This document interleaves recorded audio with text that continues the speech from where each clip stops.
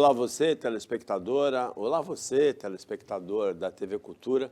A partir de agora, a edição desta terça-feira do Opinião Litoral está no ar, com o Roberto Mohamed analisando, comentando as notícias com você. E a primeira notícia que a gente vai analisar, as primeiras notícias, são da pauta nacional. Os entendimentos que vêm sendo feitos pelo Superior Tribunal Federal e pelo Supremo Tribunal Federal e Superior Tribunal de Justiça a respeito da Constituição. Boa tarde, Mohamed. Boa tarde, Paulo.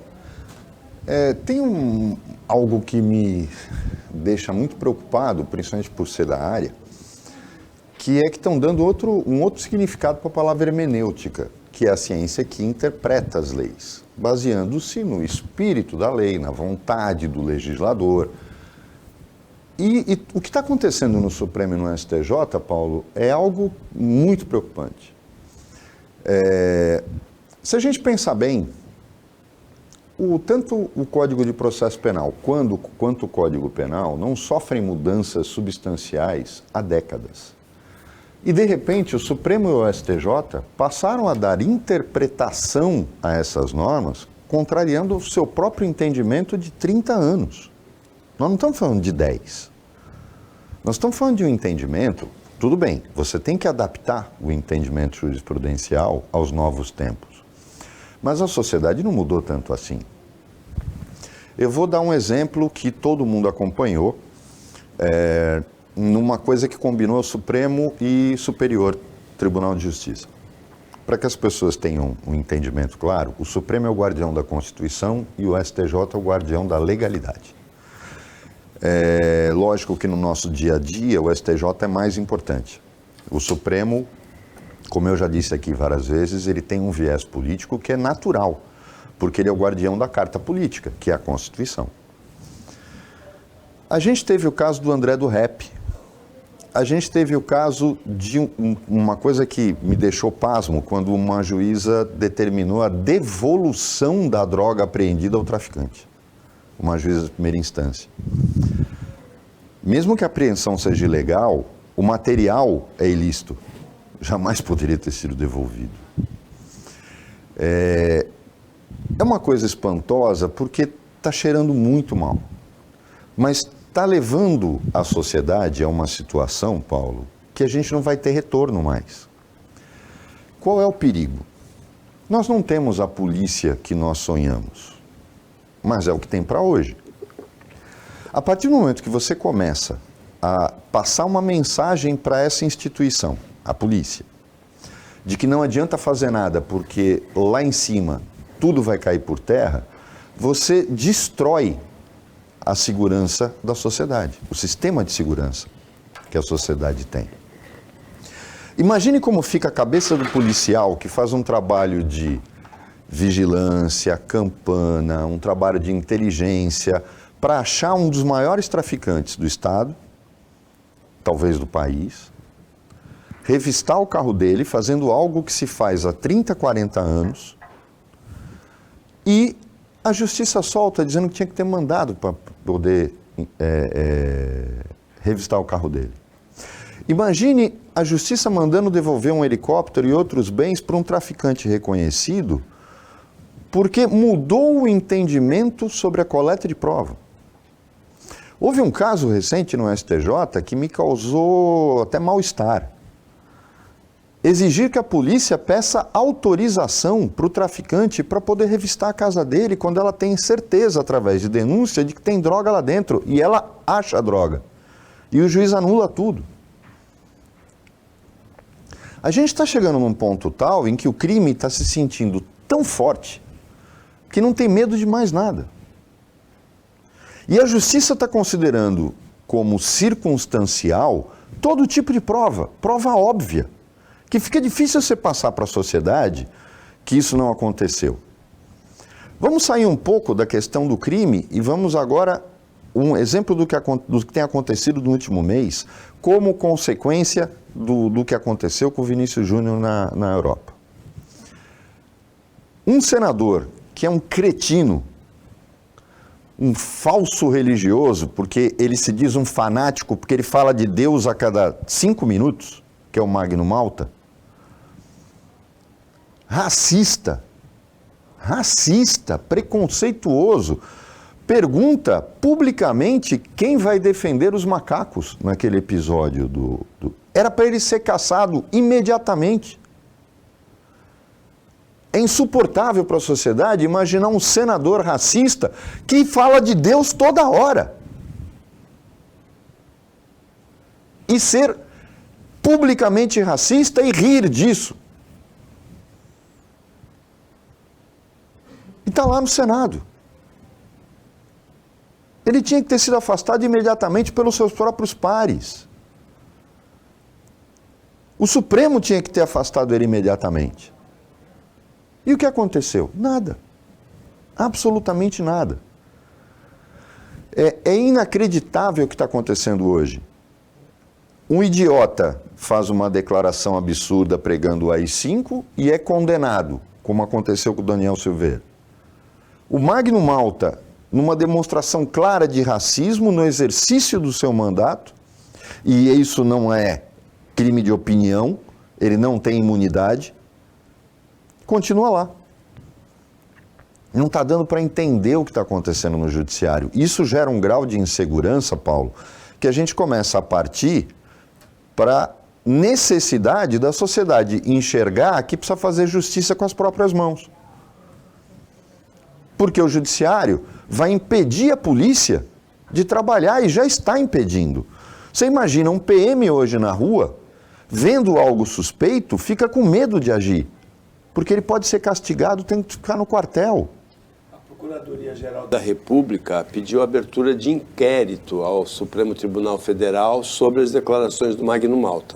Paulo, se o Supremo, no caso do Daniel Silveira, inventou o flagrante continuado, que não existe no nosso direito penal, processual penal, como assim inquérito? Tem que analisar o quê? Ele disse a frase e ele assumiu que disse a frase. Acabou. Tem que ter inquérito. É abrir o processo imediatamente. O inquérito não é obrigatório. Quando você tem flagrante e você tem a clareza do crime, o inquérito é uma peça investigatória. Se não precisa de investigação, acabou. Foi assim no caso do Daniel Silveira. Não houve inquérito. Foi direto o processo penal. Mas ali porque o Supremo era o atingido, né? Então, depende da vítima? Não depende da vítima. Isso é um princípio basilar do direito processual penal e do direito penal. Não importa quem é a vítima. Mas o Estatuto do Supremo permite a abertura do processo sem inquérito quando o Supremo for atingido. O Código de Processo Penal permite a abertura do processo imediato quando as provas já estão produzidas. A Procuradoria-Geral pediu a abertura de inquérito. Aí você vai ter um inquérito investigatório sobre algo que ele confessou ter feito. Você pode ir direto para o processo. O problema é a mensagem de impunidade, Paulo. Impunidade. E ela está ficando cada vez maior na sociedade. Você não... O bandido hoje, a pessoa homofóbica, a pessoa racista, ela se sente livre para fazer o que quer. Por causa desse sentimento de impunidade. E eu não acho que isso é adaptação a novos tempos. O STJ e o Supremo estão impedindo a polícia de trabalhar, Paulo. Isso vai levar a uma situação em que daqui a pouco a polícia vai dizer, vou ficar aqui, porque aí eu não vou ser punido, não corro risco nenhum e ganho meu salário. E quando você desestimula um aparato de segurança, você está partindo para uma sociedade que vai chegar aonde? Na outra ponta desse processo, dessa situação, na Câmara de Santos, o vereador Roberto Jesus cumprimentou o município de Bertioga pelo aniversário dia 19 de maio e ele se referiu à situação que os portugueses encontraram ao chegar em Bertioga, das tribos indígenas, e falou tribos em estado de barbárie, e deu uma repercussão imensa isso. Porque na verdade... Ele usou um termo inadequado, né? Ele usou só um termo inadequado, ele não quis, e é infeliz, e vem justamente desse fanatismo religioso. O Roberto Jesus é pastor. É uma das coisas que Quando o movimento de catequização, que veio junto com a colonização, porque era um dos processos civilizatórios da época dos descobrimentos, eles entendiam que os índios viviam na barbárie. Eram os pagãos que precisavam ser convertidos. A Companhia de Jesus, a qual pertencia o padre José de Anchieta, tinha justamente esta missão, de levar a religião católica a esses povos que iam sendo encontrados no Novo Mundo. Não só na América, mas na África também. Aí eu já acho que é uma questão de infelicidade, Paulo. E aí já entra aquela coisa do exagero. Aí parece que a gente está tendo 2 pesos e 2 medidas. Não. Você tem que ter um pouco de cuidado com o que é o uso inapropriado de uma expressão, mas que não contém ofensa. Barbárie não é ofensa. Barbárie não é ofensa por um motivo muito simples. Ela vem da onde? Os bárbaros. E quando a gente fala os bárbaros, era uma expressão que os romanos usavam para se dirigir aos povos germânicos, principalmente. Mas haviam também os franceses, como é o caso dos gauleses, os ingleses, os saxões. Eram povos que Roma, como se achava o centro do mundo, considerava que todos que estavam do lado de fora eram os bárbaros. Mas o grau de avanço social que algumas tribos bárbaras tinham era absurdo. A base, por exemplo, do direito americano e inglês não é o direito romano. A gente usa a expressão direito anglo-saxão porque, na verdade, é um direito anglo-germânico. Vem justamente desses povos. O sistema organizacional deles, na minha opinião, em termos jurídicos, era muito mais avançado que o do direito romano. Tanto que todo mundo fala, a justiça americana é muito mais rápida, a justiça inglesa é muito mais rápida. E por que elas são tão rápidas? Por conta dessa preocupação social de afastar o elemento que fazia mal à tribo, ao grupo social. Então, usar a expressão barbárie não quer dizer necessariamente uma questão de preconceito, mas uma questão de definição de uma situação que sai do controle. E a gente não pode deixar de falar que, afinal, o Império Romano se achava o centro, se entendia como o centro do mundo, e foi destruído por esses povos bárbaros que eles consideravam inferiores. E não foi só pela força, foi pela inteligência e pela estratégia também. Agora, não vamos confundir as coisas. O que o Magno Malta fez foi racismo. É crime. É crime. E crime comum, para qual um senador não tem imunidade. O que aconteceu com Roberto Teixeira, como acontece com muita gente, é um uso inapropriado de uma expressão. Isso é outra coisa. E tem a ignorância pura e simples, que é o caso do Daniel Silveira. Agora, no caso do Daniel Silveira, a ignorância virou crime. E no caso do Magno Malta, vão investigar o quê? Qual foi a motivação? Então, no Magno Malta, o racismo, a expressão de racismo dele não é uma expressão direta, é indireta. Quando ele pergunta, cadê os defensores dos macacos? Né? Ele não está sendo racista contra... Ele está se referindo a uma situação de maneira indireta, né? Talvez aí é uma artimanha, e ele sabe usar muito bem, como esses fanáticos como ele sabem usar muito bem. Mas não vamos começar... E ontem, por sinal, eu sei que você o admira tanto quanto eu tenho certeza que admiro mais. O Cláudio Zaidan, na Bandeirantes, no editorial que ele faz à tarde, falava de uma situação que aconteceu nos Estados Unidos em que um grupo de pessoas está querendo proibir a Bíblia por ser muito violenta. Você vê a que ponto o ser humano chega. E o Zaidan, inclusive depois o Milton Neves entrou brincando com ele, mas o Zaidan fez uma digressão maravilhosa sobre a questão da Bíblia. E eu já disse aqui, para as pessoas procurarem na internet, tem um episódio da série The West Wing, que fala sobre um presidente da República, que é o Martin Sheen, com a sua assessoria, como funciona. Eu até estava explicando aqui, Paulo, é muito legal ver. Lá você tem não é como no Brasil, em que os ministros funcionam como assessores. Os secretários lá, que são os ministros, eles estão fora dessa organização da Casa Branca. Eles têm um papel executivo puramente. E existe um espelhamento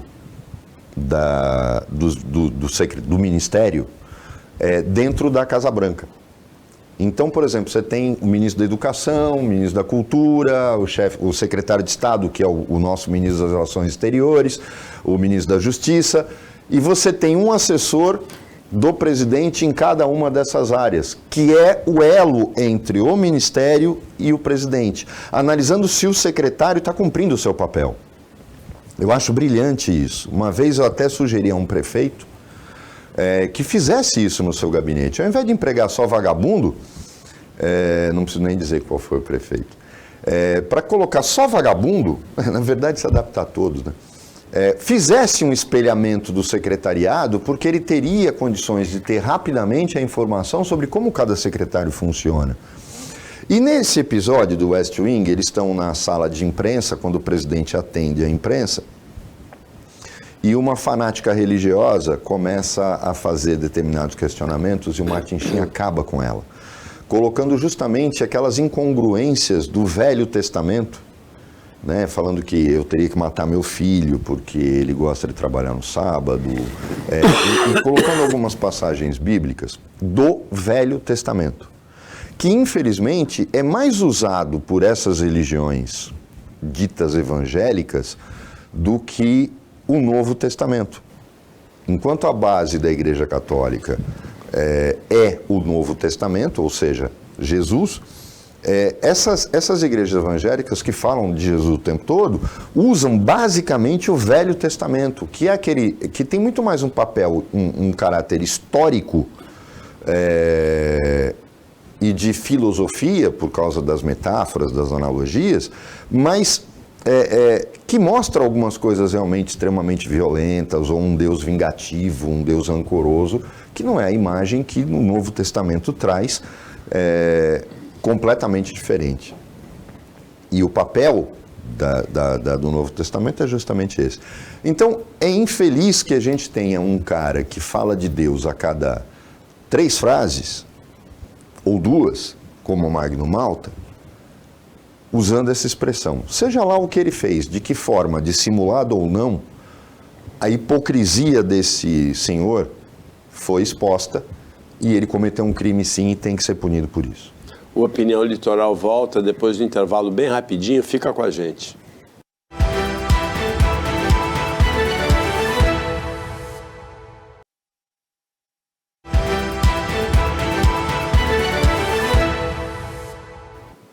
Voltando com Opinião Litoral, tem uma pauta regional, local, tem uma pauta nacional, as duas bastante interessantes. A Prefeitura de Santos, a gente criticou muito o prefeito de Cubatão aqui por isso, fez um contrato emergencial, renovou com a Terracom a limpeza urbana da cidade.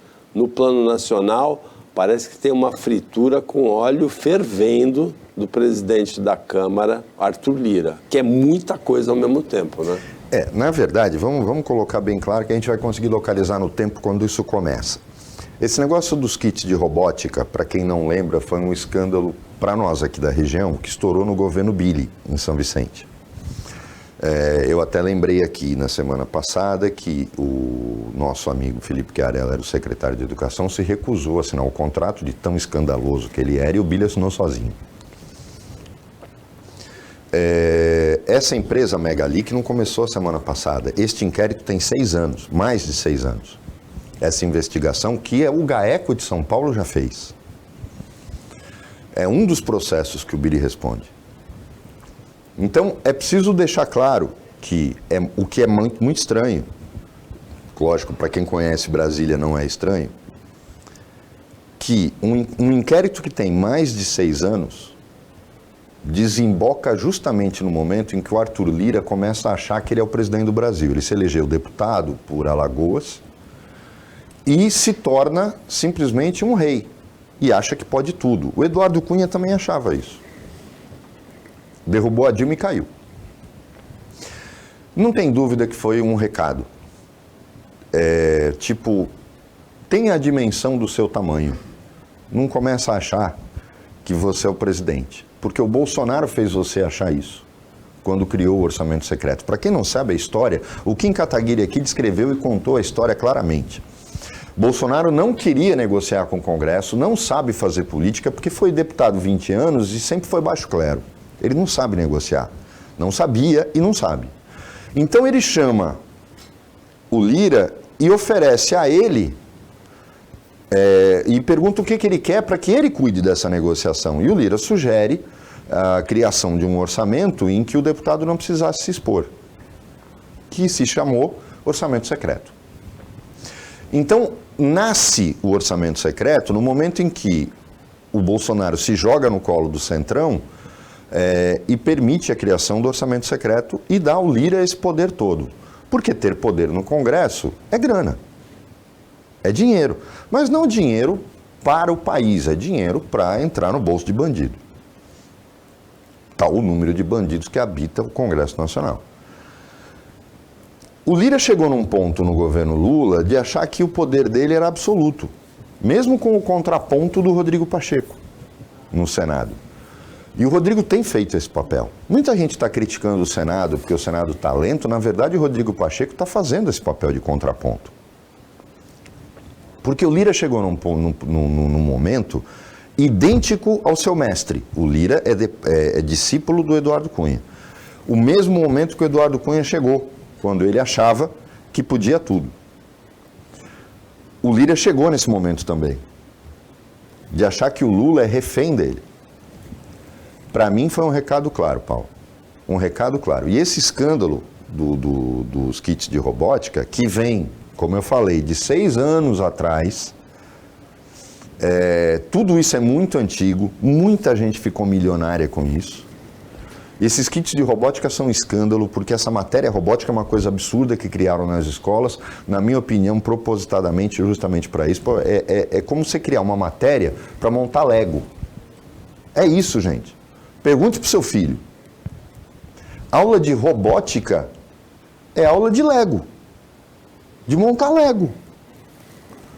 Aí você vai numa loja cara de brinquedos e um Lego vai custar R$300, R$350 e as escolas pagam de 10 a 14 mil reais por kit. Sai mais barato comprar Lego. O kit ele é vendido em São Paulo por R$ 2.700 e era vendido e chegou em Alagoas por R$14 mil. 14 mil. É escandaloso. E veja bem, 2.700 já deixou o cara que vendeu, o primeiro da escala, rico. Como é só você fazer a prova. Tem alguns brinquedos, alguns jogos, kits do Lego, que tem motor, que é helicóptero, ele gira. Vai ver o preço na loja. É aquela velha história do pão francês para merenda. Você vai em qualquer padaria e vê que todas as prefeituras, inclusive a de Santos, paga 6, 7, 8 vezes mais para uma empresa que fica dentro do Complexo do Alemão, no Rio de Janeiro. Por que não autoriza as diretoras de escola, dentro do gasto que cada uma pode ter, a comprar na padaria mais próxima da escola? Como é que uma empresa do Complexo do Alemão vai fazer? Ela vem, pega 10 padarias que fornecem para ela e ganha 10 vezes mais. É assim que funciona a situação. Essa história de pregão eletrônico, que eu vejo todas as prefeituras dizerem, olha como eu sou transparente, eu faço pregão eletrônico. Conversa fiado, o pregão eletrônico foi feito para ser manipulado. É só você fazer o requisito da licitação que atinge uma empresa só. A lição mais clássica no direito administrativo na faculdade é uma licitação de Ribeirão Preto, quando o Palocci era prefeito, Paulo. A velha história do molho de tomate com ervilha.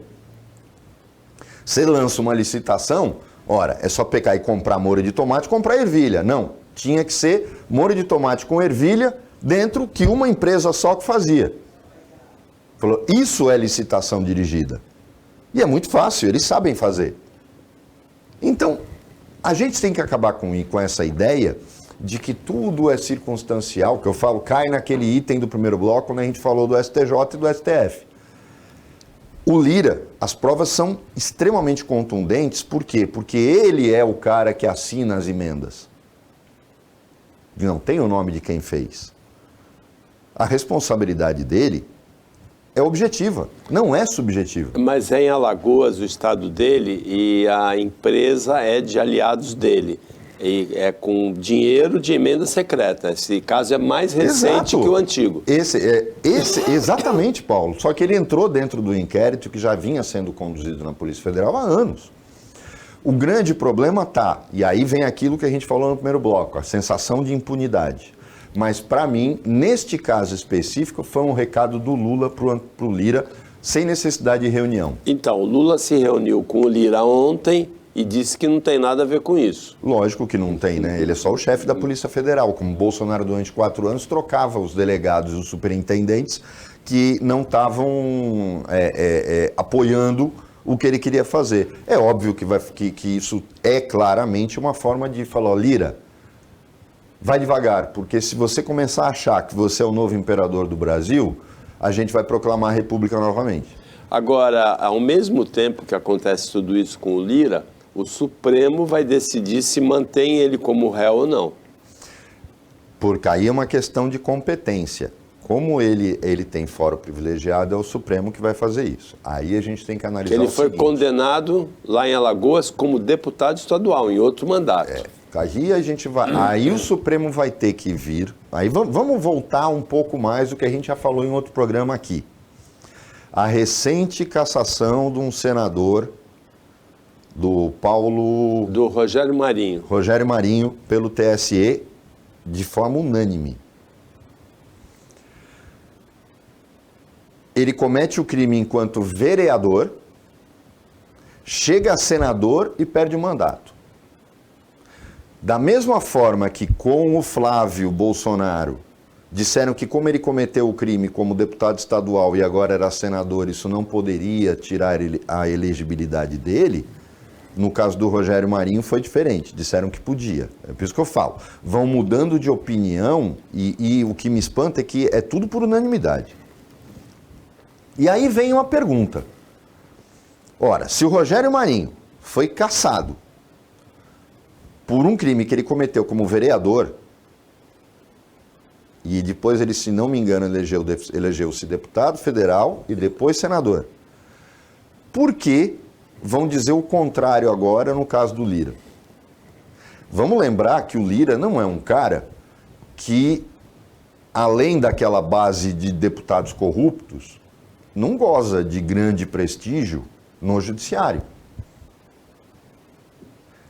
Então, eu acho que a coisa vai começar a pegar feio. O Supremo tem que ser, no mínimo, coerente.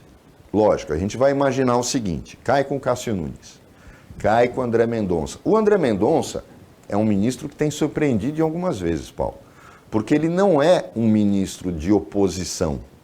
Às vezes, os dois únicos votos contrários em algumas decisões são do André Mendonça e do Cássio. O Cássio tem seguido esse papel de representante do bolsonarismo no Supremo. O André não. Até porque o André é muito técnico também. E justamente por ser técnico, acho que ele encontra dificuldade de tentar defender algumas coisas. Então, esse papel muito técnico do André talvez surpreenda. Eu acho que o Lira vai ser encostado na parede.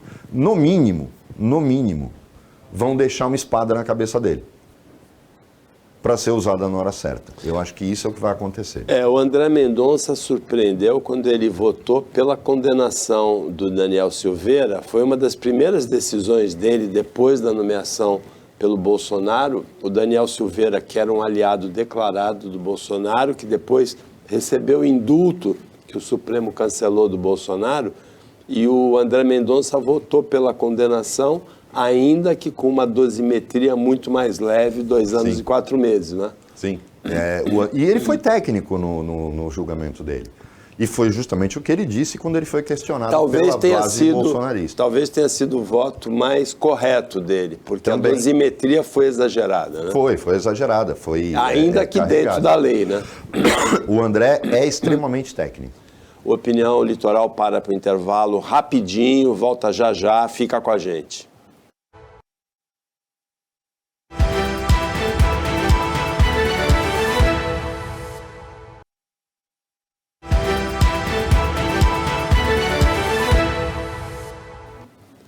Voltando com Opinião Litoral, edição desta terça-feira, Roberto Mohamed, analisando, comentando as notícias com você. Uma dessas notícias é um pouco surpreendente. O deputado federal Ricardo Salles, ex-ministro do Meio Ambiente do Bolsonaro, ex-secretário do Meio Ambiente do Alckmin em São Paulo, anunciou que desiste de concorrer à Prefeitura de São Paulo. Era o candidato do governador Tarcísio, o candidato do bolsonarismo. Eu achei muito estranha essa desistência do Ricardo Salles, não entendi. Pelo que eu entendi, houve uma pressão muito forte do Valdemar da Costa Neto, não sei com que interesse, para que o Ricardo Salles desistisse.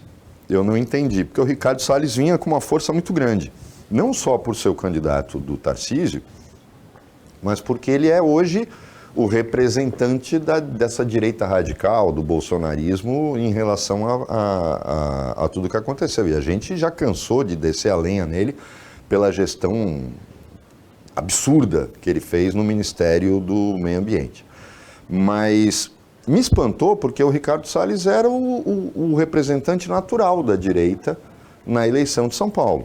A gente tem, de um lado, o Ricardo Nunes, que seria um candidato de centro e à reeleição, mas o Ricardo Nunes está fazendo uma gestão péssima na Prefeitura de São Paulo, acho que ele perde para ele mesmo. E a gente tem na esquerda o Boulos, que conta com uma rejeição muito grande pelo seu histórico, embora ele seja muito... As pessoas não conseguem entender a questão do personagem e do político. O personagem Boulos é de esquerda radical. O Boulos não é. E quando o cara senta numa cadeira do executivo, como prefeito, governador ou presidente, ele cai na real. E o Lula disse isso no primeiro ano de mandato dele, lá atrás, em 2003. E é justamente isso. Paulo, é bom a gente ter linkado isso, porque teve um vídeo nosso que... na internet, provocou umas reações, acho que eu nunca fui tão xingado na minha vida, em que eu falo do Marcos Pontes. Mas as pessoas usando, ninguém tem argumento. Umas coisas assim tão absurdas, quando eu descrevi a carreira do cara, e as pessoas falam como se fosse uma ofensa pessoal. E o bolsonarismo tem essa característica. Um oficial aviador da FAB, que dentro de inclusive uma única pessoa fez uma crítica... falando algumas coisas, dizendo que foi o Fernando Henrique que pagou a viagem dele e não o Lula. Não é bem assim. O Fernando Henrique cancelou vários projetos que eram muito caros à ditadura militar, e dois deles principalmente, que era o Programa Nuclear Brasileiro e o Programa Espacial Brasileiro. O Collor sepultou o Programa Nuclear e o Fernando Henrique sepultou o Programa Espacial. Os militares tinham como ideia, o Programa Espacial Brasileiro não era para chegar na Lua. O Programa Espacial Brasileiro era de autonomia no lançamento de satélites. Porque nós temos duas bases, não é uma, que só falam de uma ultimamente, mas nós temos duas bases que tem uma questão de azimuth, que é o polo magnético, que são excelentes para lançamento de satélites e são alugadas para satélites estrangeiros, que é Barreira do Inferno, em Natal, e Alcântara, no Maranhão. E havia um programa que era desenvolvido pela Avibras. Para quem não sabe, a Avibras é uma fabricante de blindados e equipamentos militares, do VLS, Veículo Lançador de Satélite. O Fernando Henrique sepultou, sufocando a verba do programa espacial. Então, ele assina o documento que levaria o Marcos Pontes ao espaço, mas quem pagou a conta foi o Lula, sim, não foi o Fernando Henrique. O Lula, inclusive, reativou o Programa Espacial Brasileiro, que depois foi cancelado com um acidente num VLS que se incendiou ao ser lançado. E aí, ao invés de procurarem os erros, como fazem os americanos, os russos, os japoneses, os chineses, não. O Brasil, quando dá um problema, para e corta a verba e cancela o projeto. Foi isso que aconteceu. Mas a forma como as pessoas acreditam em personagens, e o Boulos tem essa questão do personagem, como o Ricardo Salles é o personagem de direita. Vamos lembrar lá atrás, como é que o Ricardo Salles chega no grupo do Bolsonaro? Quando pega uma marreta e derruba o monumento do Lamarca no Vale do Ribeira, quando ele era secretário de Meio Ambiente do Alckmin. São coisas simbólicas. essa ideia do personagem, ela funciona. Ela funciona. O Covas, uma vez, no programa do Jô Soares, descreveu claramente o que foi o Collor, quando ele cria o personagem do Caçador de Marajás. E ali era um personagem inteligente, inclusive. Por quê? Porque esse personagem ninguém se defendia. Porque alguém vai vestir a carapuça de Marajá? Não. Então ninguém se defendia. Você bate no abstrato. O Marcos Pontes criou essa imagem, defensor da ciência, quando ele não é cientista, ele não tem ligação nenhuma com a ciência e mostrou isso no Ministério da Ciência e Tecnologia, passando em branco por ele. Não tinha dinheiro nem para café no Ministério e ele não falava nada. E o que eu quis dizer foi, em 4 meses, nós vamos agora para 6 meses, alguém ouviu falar do Marcos Pontes no Senado? Não.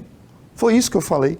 E eu fui xingado de tudo que é jeito na internet, como se eu estivesse ofendendo o Marcos Pontes, que é um cara simpaticíssimo, cordato, mas que é nada, politicamente falando. Mas é nada politicamente. Legal tomar um vinho, uma cerveja com ele, mas como senador.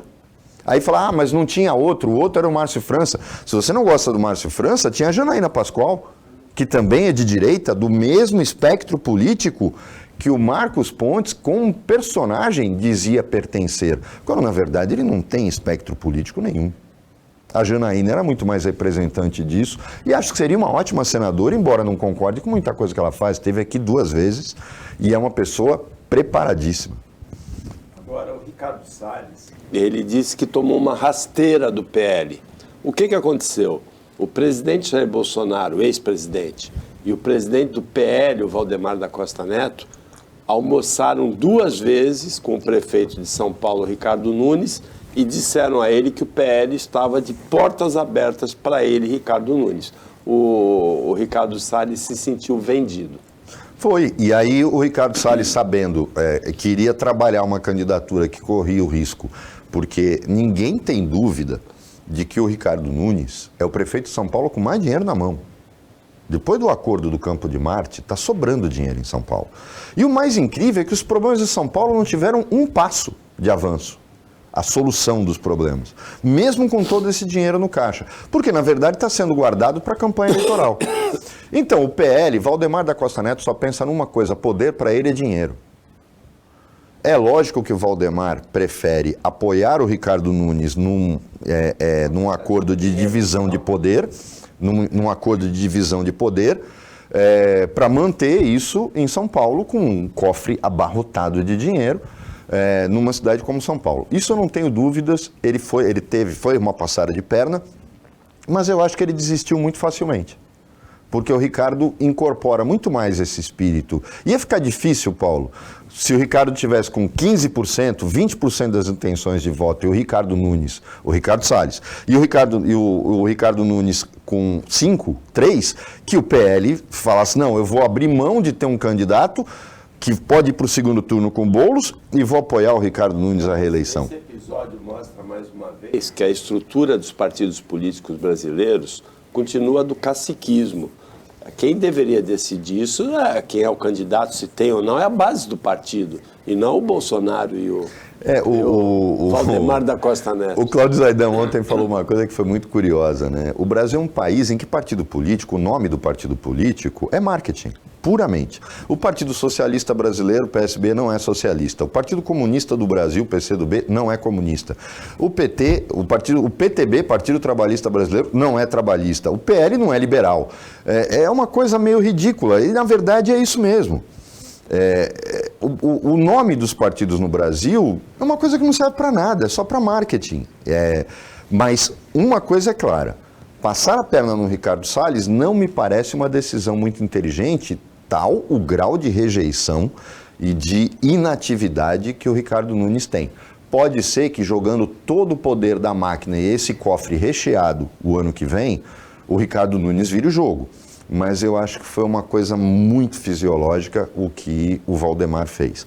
Essa questão das prefeituras... O Boulos bateu na trave no segundo turno, na última eleição, contra o Bruno Covas, perdeu, mas foi do Bruno Covas que ele Exatamente. Perdeu. E o Lula ganhou o segundo turno em São Paulo. A capital é diferente do interior do estado. O interior do estado é bolsonarista, a capital não.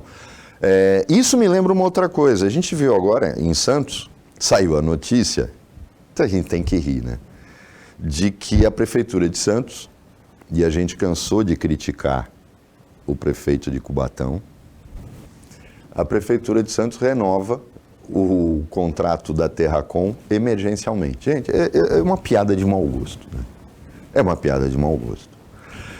A mesma empresa presta esse serviço há 30 anos em Santos. Não deu tempo de fazer o edital. Tem que fazer contrato emergencial com a empresa que já presta serviço há 30 anos na cidade de Santos. Aí o prefeito chega, num programa aqui da emissora, e fala, eu sou um coitado, quase chorando, que as pessoas, a culpa é de quem joga bituca no chão, latinha no chão, porque a zeladoria da cidade é excelente. Não é não, prefeito. Não é não. Sabe por que teve um buraco na Ana Costa, prefeito? Porque o senhor agora é valente, a gente tem falado aqui, né? O senhor ficou valente contra o governo do Estado, porque o governo do Estado vai apoiar a Rosana Vale, a prefeita. Na verdade, prefeito, o senhor não fiscalizava nada em relação à Sabesp e à IMTU, agora o senhor ficou valente e mete pau em tudo. O problema, prefeito, é que é meio repetitivo isso, essa falta de organização. Se o senhor colocar menos vagabundo em gabinete e empresa pública e autarquia municipal, manda os vagabundos embora e bota a gente para trabalhar. Bota fiscal, bota gente séria, né? Mas o senhor deve estar muito preocupado, se preocupando com o caixa de campanha para o ano que vem, porque a briga vai ser feia.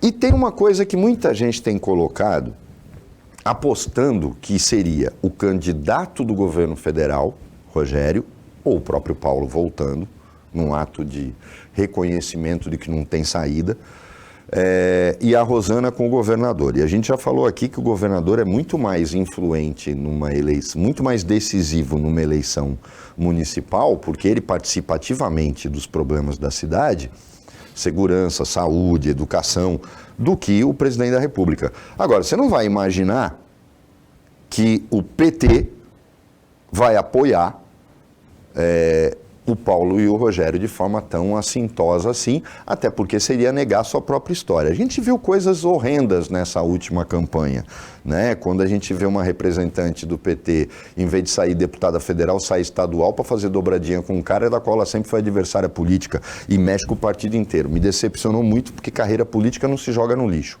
Agora, é muito espantoso que achem que ninguém vai achar estranho renovar emergencialmente um contrato com uma empresa que está há 30 anos fazendo a mesma coisa, porque não deu tempo de fazer o edital de licitação. Está aprendendo o que não deve com o prefeito de Cubatão. Chegamos ao final do Opinião Litoral desta terça-feira, agradecendo a participação do Roberto Mohamed como comentarista, o trabalho da equipe técnica e de jornalismo do Sistema Costa Norte e agradecendo a você que acompanhou a gente mais essa edição. Até amanhã, nesse mesmo horário de 1h30 e uma ótima terça-feira para você que você merece.